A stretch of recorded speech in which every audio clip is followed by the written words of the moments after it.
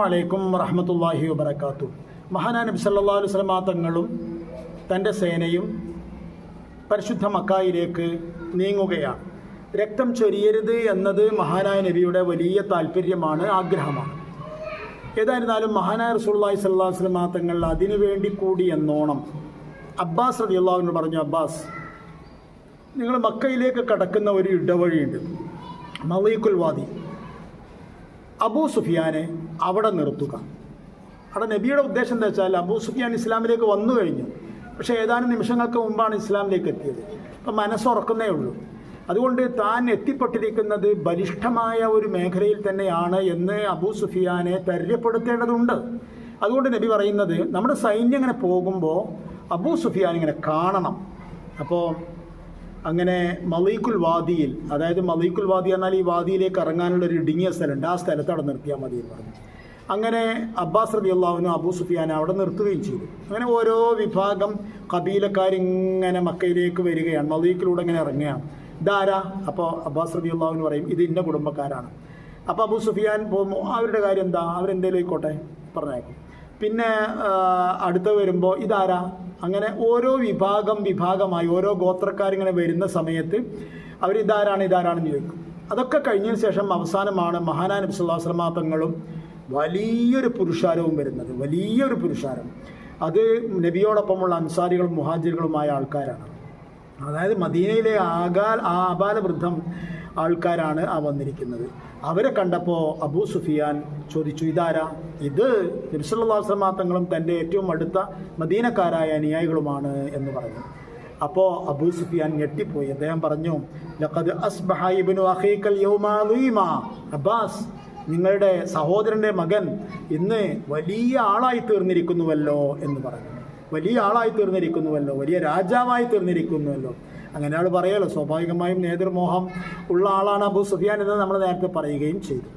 ഏതായിരുന്നാലും അപ്പോൾ അബ്ബാസ് റളിയല്ലാഹു അൻഹു പറഞ്ഞു, അബൂ സുഫിയാൻ, ഇന്നഹൻ നുബുവ്വ, അത് പ്രവാചകത്വമാണ്, അത് പ്രവാചകത്വമാണ്. അതായത് ഇത് ഒരു കബീലയുടെ നേതൃത്വം, അല്ലെങ്കിൽ ഒരു ജനതയുടെ നേതൃത്വം, അല്ലെങ്കിൽ രാജാധികാരം, അല്ലെങ്കിൽ സുൽത്താനിയത്ത് എന്നതിൻ്റെ പേരിലുള്ള മഹത്വമല്ല എൻ്റെ സഹോദരൻ്റെ മകൻ വന്നു ചേർന്നിരിക്കുന്നത്. മറിച്ച് അതിൻ്റെ കാരണം, എൻ്റെ സഹോദരൻ വലിയ ആളായതിൻ്റെ കാരണം തീർച്ചയായും നുബുവത്താണ് എന്ന് പറഞ്ഞു. അല്ലാഹ് എൻ്റെ സഹോദരൻ്റെ മകനെ തൻ്റെ പ്രതിനിധിയാക്കി, പ്രവാചകനാക്കി, അതിനാൽ വന്നു ചേർന്നതാണ് ഈ പുരുഷാരം.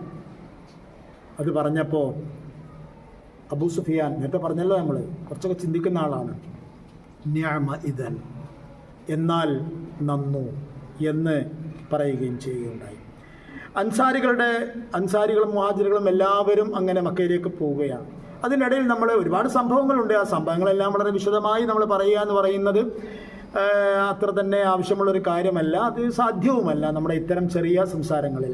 അതേസമയം വളരെ പ്രധാനപ്പെട്ട രംഗങ്ങൾ നമ്മൾ ഒപ്പിയെടുക്കേണ്ടത് അനിവാര്യമാണ്. ഒരു ചരിത്ര കുതുകിയായ ആൾ, വിശ്വാസി, മനസ്സിലാക്കാൻ അത് അനിവാര്യമാണ്. അത്തരത്തിലൊരു കാര്യമുണ്ട്. അതായത് അൻസാരികളുടെ പതാക വഹിച്ചിരുന്നത് സഅദ് ബിൻ ഉബാദ റളിയല്ലാഹു അൻഹു ആയിരുന്നു. നമുക്കറിയാം, മദീനയിലെ ഏറ്റവും വലിയ വ്യക്തിത്വം ആരാണെന്ന് ചോദിച്ചാൽ, മുഹാജിറുകളെയും നബിയെയും കഴിച്ചാൽ പിന്നെ ഏറ്റവും വലിയ വ്യക്തിത്വം, അവിടുത്തെ ഏറ്റവും വലിയ സാമൂഹ്യ പ്രാധാന്യമുള്ള നേതാവ് സഅദ് ബിൻ ഉബാദ റളിയല്ലാഹു അൻഹു. സഅദ് ബിൻ ഉബാദ ഒരു കാര്യം പറഞ്ഞാൽ അത് മദീന ഒരു കാര്യം പറഞ്ഞതുപോലെയാണ്. അതുകൊണ്ട് തന്നെ ഈ മുന്നേറ്റത്തിൽ സഅദ് ബിൻ ഉബാദയാണ് അൻസാരികളെ പതാക വഹിച്ച് മുന്നോട്ട് പോകുന്നത്. ഈ പതാക വഹിച്ചുകൊണ്ട് മുന്നോട്ട് പോകുമ്പോൾ സഅദ് ബിൻ ഉബാദയുടെ മനസ്സിങ്ങനെ തിളക്കുന്നുണ്ട്. അദ്ദേഹം പറയുന്നുണ്ട്, അൽ യൗമുൽ മൽഹമ, ഇന്നാണ് കൂട്ടക്കുരുതിയുടെ ദിവസം, ഇന്നാണ് കൂട്ടക്കുരുതിയുടെ ദിവസം. അൽ യൗം സതുഹല്ലു, അല്ലെങ്കിൽ തുസ്തഹല്ലുൽ ഹുർമ, എല്ലാ മാന്യതകളും പറിച്ചു ചീന്തപ്പെട്ടുകൊണ്ട് കൂട്ടക്കുരുതി നടത്തുന്ന ദിവസം ഇന്നാണ് എന്നൊക്കെ മനോഹരമായ ഭാഷയിൽ, കാവ്യഭാഷയിൽ വിളിച്ചു പറഞ്ഞുകൊണ്ടാണ് സഅദ് ബിൻ അബീ വഖാസ് പോകുന്നത്. അത് കണ്ടപ്പോൾ കുറേ ആൾക്കാർക്ക് വിഷമമുണ്ടായി. കാരണം എന്താണെന്ന് വെച്ചാൽ, നബിയുടെ പ്രകൃതം അവർക്കറിയാം. നബി ഒരു രക്തച്ചൊരിച്ചിൽ ആഗ്രഹിക്കുന്നേയില്ല. സമാധാനപരമായി പരിശുദ്ധമായ കഅബ ദേവാലയം തിരിച്ചു പിടിക്കുക. അത് മാത്രമാണ് നബിയുടെ ഉദ്ദേശം.